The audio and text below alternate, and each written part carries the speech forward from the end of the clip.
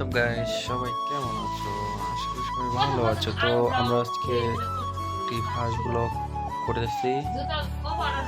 দেখো বিছানাতে শুয়ে আসছি, এখনো ঘুম থেকে উঠিনি, একটু লেট হবে। এটা হলো আমার রুম,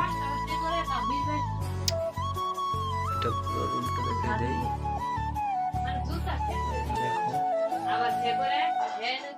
এটা আমার পুরো রুম, বুঝতে পারছো? দেখো এটা আমার রুম। তো সবার কাছে কেমন লাগে? আশা করি সবার ভালো লাগে। আর বেশি বেশি ভিডিওটা শেয়ার করবেন আর কি, দেখবেন।